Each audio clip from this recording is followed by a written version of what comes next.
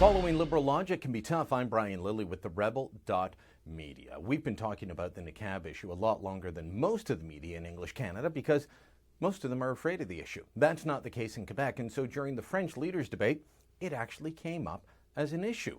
Should people be able to swear the oath of citizenship? Should they be able to vote with their faces covered? Now, I don't want to go over the niqab issue again.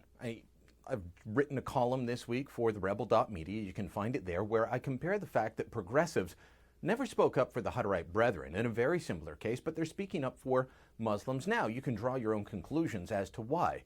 But what I found striking during the French language debate is that the same people saying we must accept the niqab in Canada because of multiculturalism want us to go over to Saudi Arabia and tell them how to live. Why?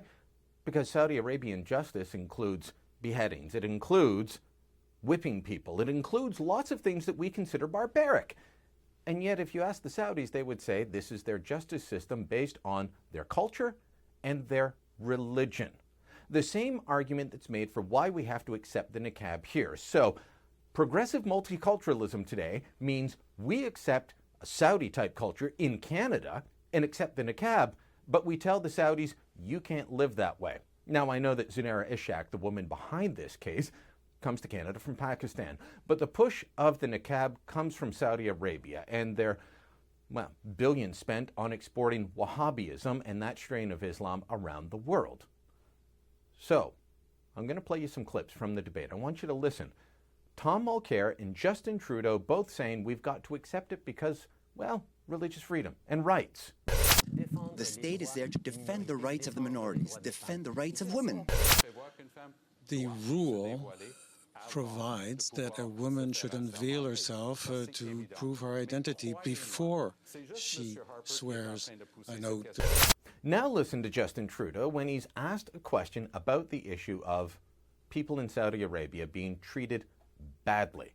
He says we need to go over there and teach them how to live. We have to work together with our allies to demand that countries start behaving in such a way that they respect human rights. Tom Mulcair went one further. He not only says we have to tell the Saudis how to live, we have to cancel a private company's arms contract with Saudi Arabia and put Canadian workers out of work. It is beyond reason, and it's barbarian to impose whipping. Canada needs to follow a model that it's followed in the past. Look at the human rights record before you make a weapon. Thank you. Look, I'm no fan of selling arms to the Saudis, but isn't it the height of hypocrisy to say on the one hand we have to accept that culture here because of multiculturalism, but at the same time go to that culture in a foreign land and say, no, you've got to live according to Canadian standards. These leaders will not stand up for Canadian standards and Canadian values in Canada, but they think they can stand up for them around the world. I don't know about you, but I smell a rat. This is an issue that unites Canadians across political spectrum. More than 70% of Canadians, coast to coast, agree you should show your face at citizenship ceremonies. And I'm sure if you asked them the same thing about voting, the result would be the same.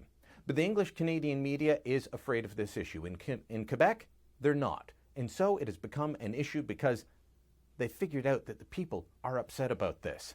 Continue to show that you're upset about this. Continue to demand answers and ask the progressives why they're such hypocrites on this.